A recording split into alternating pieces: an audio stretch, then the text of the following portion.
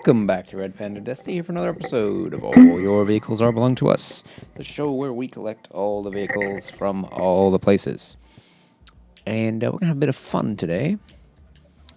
As we discussed last week, I've decided that I'm going to actually fork out for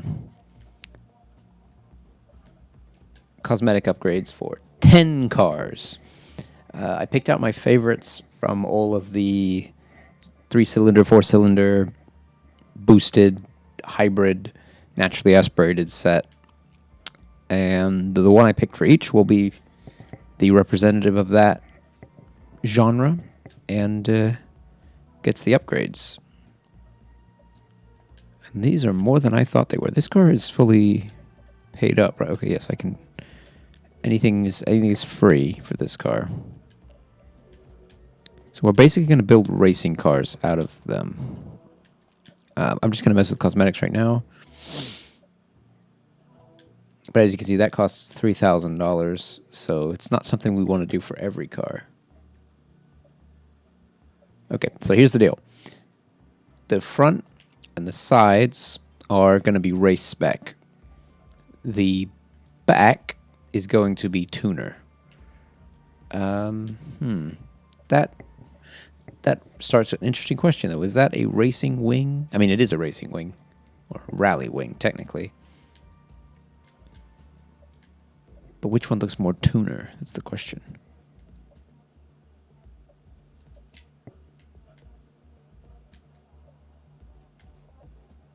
Let's stick with the stock one. The stock one looks way more fun. And just for appearance's sake, wait, there are no suspension upgrades for this car at all?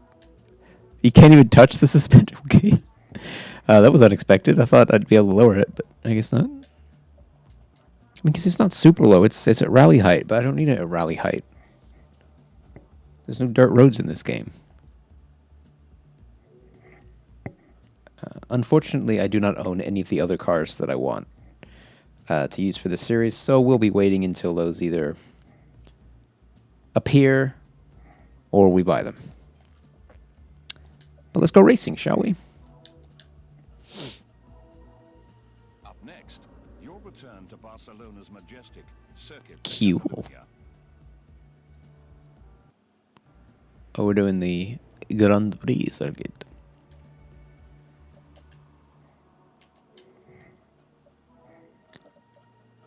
So yeah, I thought this would be a fun way to have a few surprises along the way. It's at 8 cylinders, right?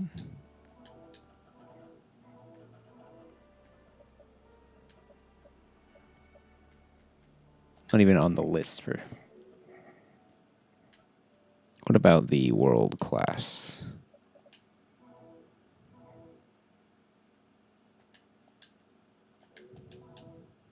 Wait. Whatever. I don't know what happened there. It was like it asked, but it didn't care. It didn't like the Mustang, is what happened there.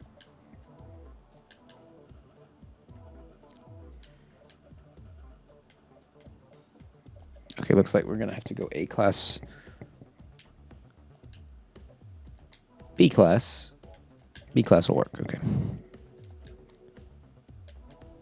And it's not showing it to me anymore. Oh, let's check the Aston showcase. Even though we're not even in an Aston Martin. That's definitely another annoying thing about this game. That it shows you the races that that car can't compete in. It really should let you, like, force it to give you something you want when you choose a car. Oh, cool. That fits the bill. I guess we're going to go try out our new Aston Martin then. No. Sorry. British luxury since 1913. I've seen an Aston Martin from 1913, and there is nothing luxurious about it.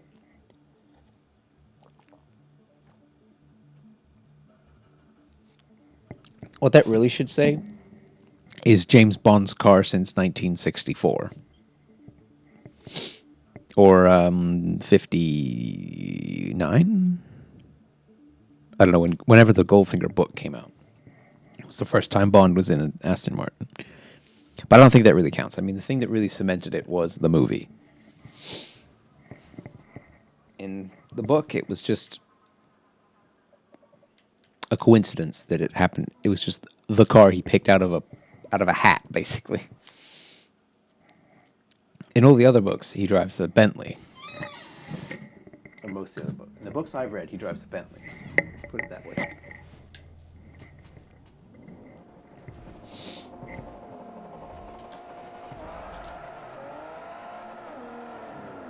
But now, because of James Bond, Aston Martin has basically just been selling cars off of that since the 60s.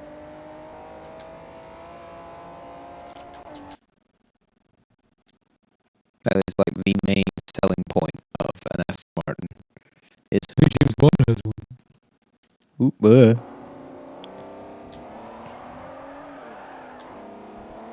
I won't be surprised if we see James Bond driving the Aston Martin SUV whenever that comes out. That's been announced, right? I just assume that all companies make SUVs nowadays. I mean, it's ridiculous. Though some of them, it's questionable if they are indeed SUVs. Ferrari. Why Ferrari needs to make SUVs, I still don't understand.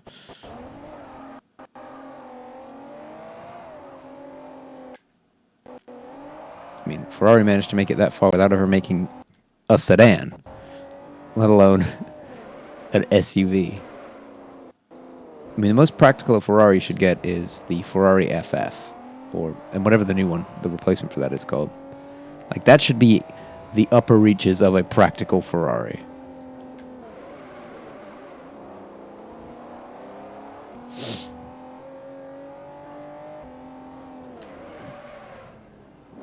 And Aston Martins should just be coupes and convertibles. That's all you really need. I think even the Rapide was pushing it a little bit. But, I mean, fair dues to Aston Martin. They're a separate company from a big corporation, so it's like, sure, go and jump into that market if you want. But like Ferrari, Ferrari's relationship with Fiat is ever changing. But at one point, Ferraris and Maseratis were basically both Fiats. Just one was much nicer than the other.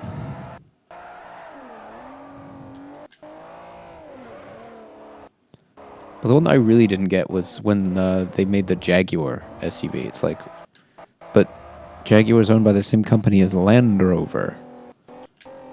And they have pretty similar brand images. So it's like, why?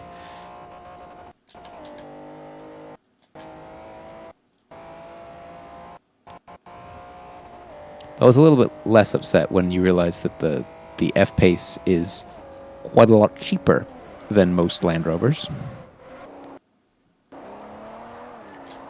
And it's quite good looking, actually, for a crossover SUV thing.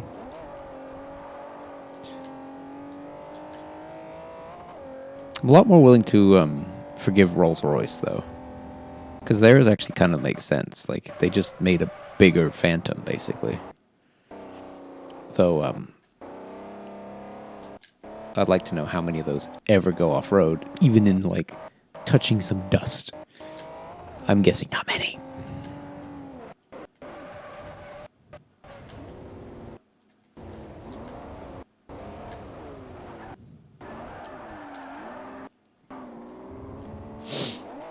It's so weird, the people who buy those cars. I mean, you just buy them because they do that.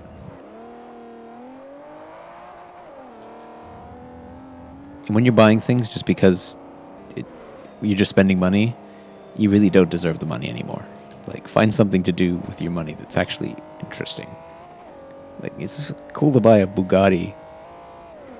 Well, actually, no, that has the same problem, doesn't it? Because people buy the Bugattis and they never actually drive them. Buying a Bugatti is fine if you track it. And actually, not even, like, you can't even just track it. Like, a regular track for a Bugatti's not enough. You need to track it at, like, nowhere that's legal, basically. You need to get permission from Volkswagen to use their testing center. Because there are, like, only 2 or 3 places that actually have long enough straights.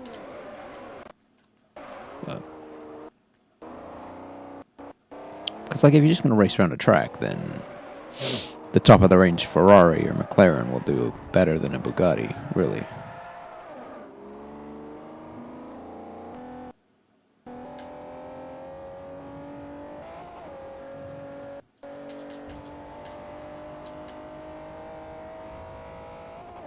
But the Bugatti's really just Volkswagen showing off, so.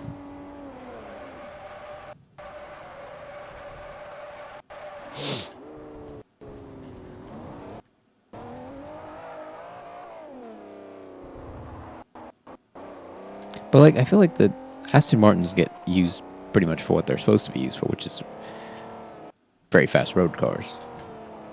Although I guess if you need to actually Grand Tour those cars, though. Because that's kind of the point. If it never leaves your city, then it's kind of like, Which why I don't get why Indians buy supercars. It's like, where are you going to take it? Like, you can't take anything, a car worth anything in India outside of your, like, rich suburb, because someone will crash into it.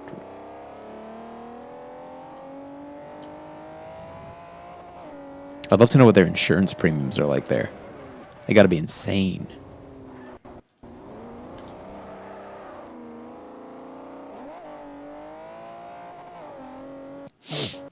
Because at least, like, in Texas, you could actually conceivably use it.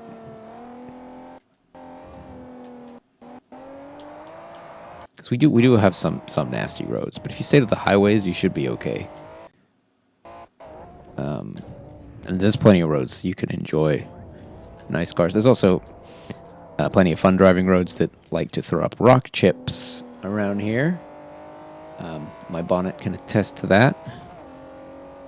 I went on a cruise. I was behind a Camaro, and his wide-ass tires were throwing rocks at me every 5 seconds. Ridiculous. Well, it's a price you pay. They're definitely not track spec.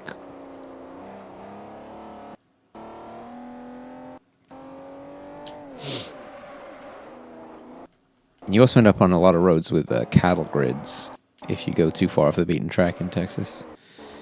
Which is fine if you don't lower your car. Kind of drives people crazy when I set those routes up. I always had to put that proviso, no low cars.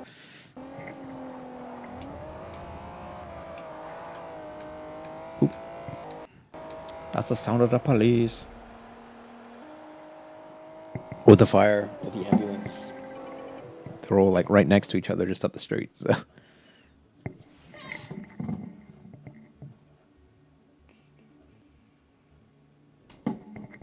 Rock and roll.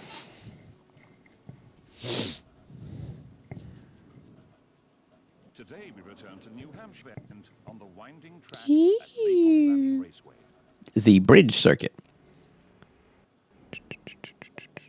So we want to look at 8-cylinder.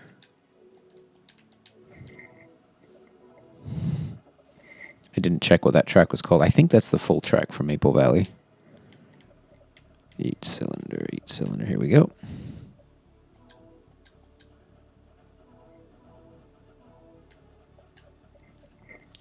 No dice. What was the other one? Was it a North America tour? Yes, I think it was.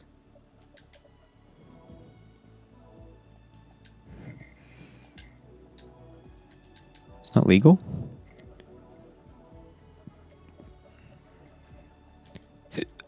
No dice. Let's try something else. Mugen Showcase.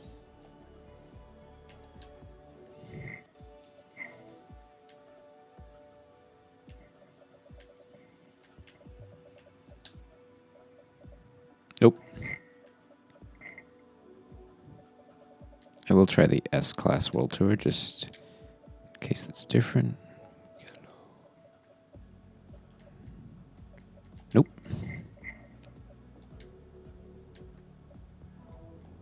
Oh, wait, that's North America Tour. Maybe I screwed that up then.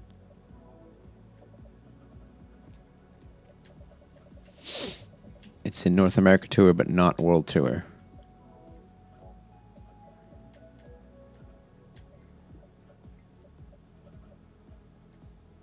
Nope, not here either.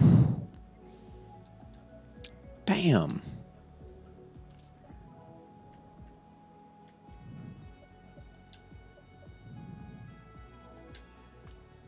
Okay, so we go to S.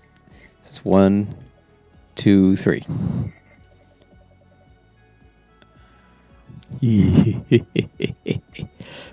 All right, let's see how this goes.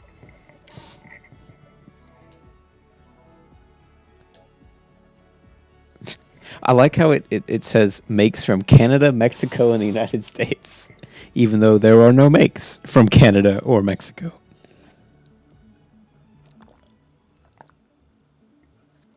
None of consequence, anyway. There was a Mexican sports car startup recently. I'm not really sure what happened to them. And Canada does make that huge armored truck thing. It's like a Hummer on steroids.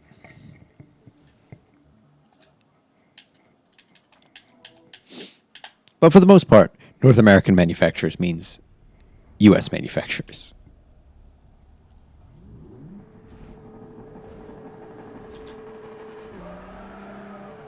Ooh. Oh man, that car sounds so cool. What is that? That's a Celine. You can hear the supercharger whine.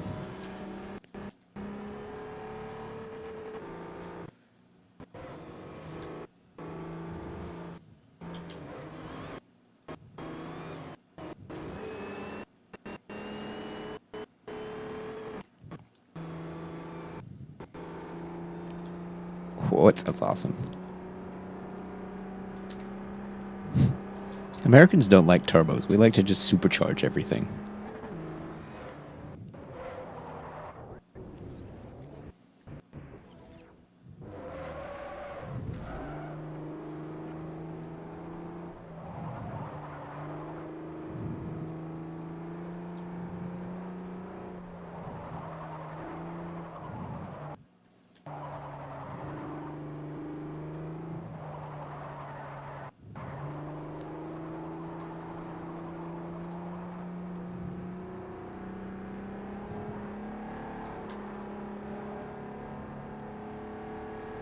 No, this game makes you feel like Sabine Schmitz at the Nürburgring. It's just like in a transit van overtaking people in, Porsches and Ferraris and everything. It's a crazy episode of Top Gear. The premise was to see if she could get it around in 10 minutes, which is what Jeremy Clarkson managed in a diesel Jaguar. Nope. You do not do engine damage. Okay, I screwed that up really bad.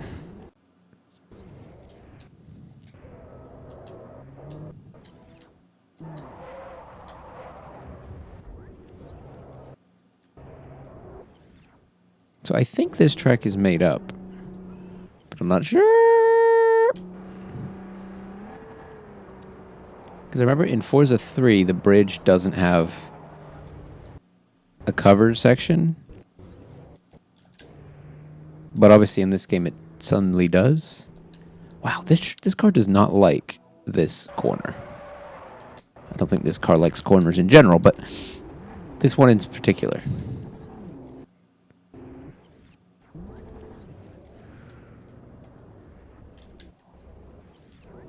And then there's another one, which I ran wide a little bit there, but that's okay.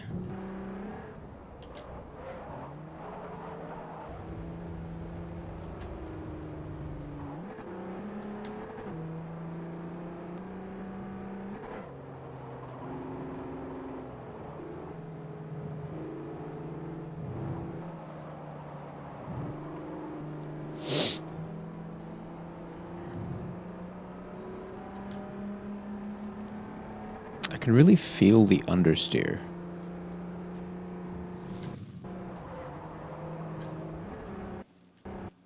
Didn't make it.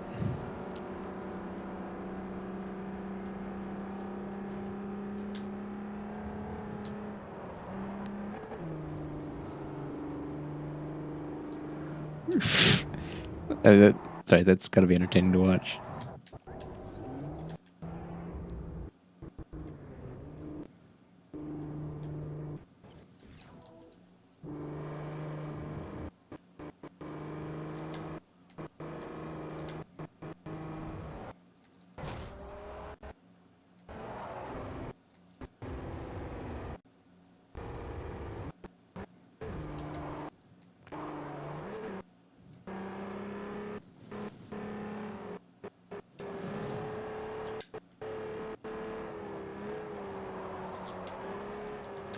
Yep, saw that one coming.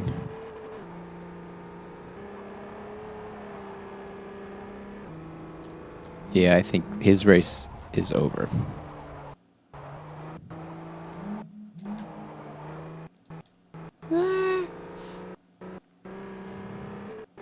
Oh yeah, yeah, we're getting on the straight. He's failed. He has failed.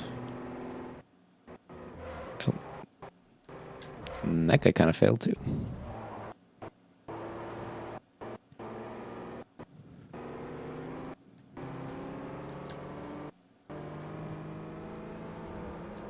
I think it's good to get a slide going in that corner. Kind of prepares you for the next one.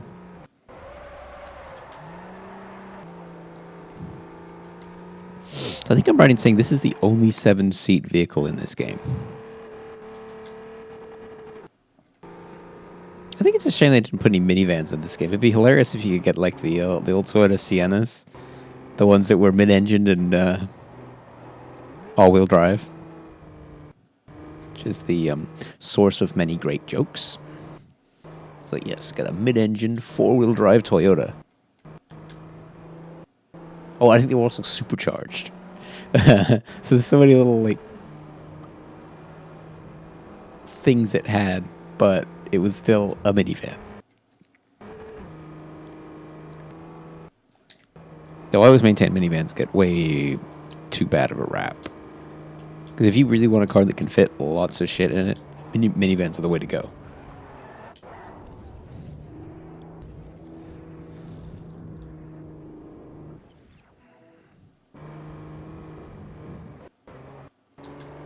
I don't know if I'm biased because I learned to drive with it in a minivan, but my family still has that minivan too. It was an 06 Honda Odyssey. The thing's a trooper. So will the other Dodge Viper crash too?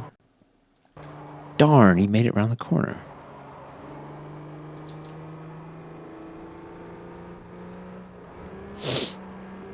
The fun thing about Honda Odysseys is they have VTEC V6s. So they make pretty nice noise considering they're a minivan. Wait a minute, I don't care about this race. I just realized.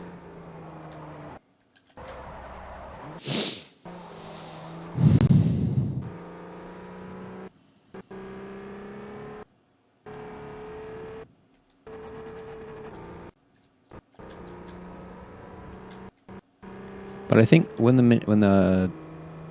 in 2006 the Honda Odyssey was the most powerful minivan you could get. It had the highest tow rating.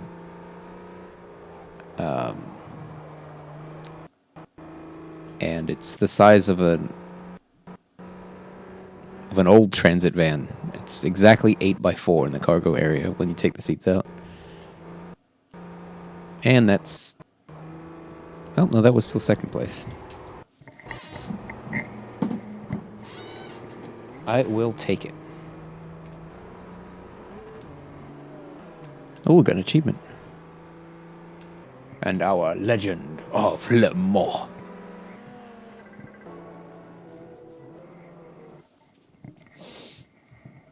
I don't know what I'm getting. What are we getting? Holy shit, these are expensive. You just like to hazard a guess at how much this thing costs? Nope. $9 million.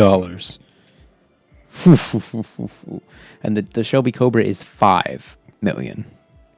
The GT40, that's only a lowly $1.5 million.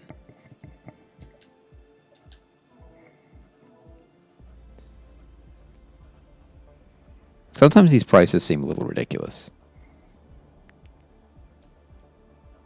Because it's like they'll give you a Honda Civic for $3,000. Today you return to Nuremberg, Germany, for a race on the renowned. Which, yes, is probably what you pay for a Honda Civic, but these cars are basically new. Like, you're buying a 1992 Honda Civic, but a brand new 1992 Honda Civic. That would be worth way more than $3,000. Yes, we need to paint. We don't like red Ferraris around here. We like Magnum PI white Ferraris. Otherwise, it clashes with the racing suit.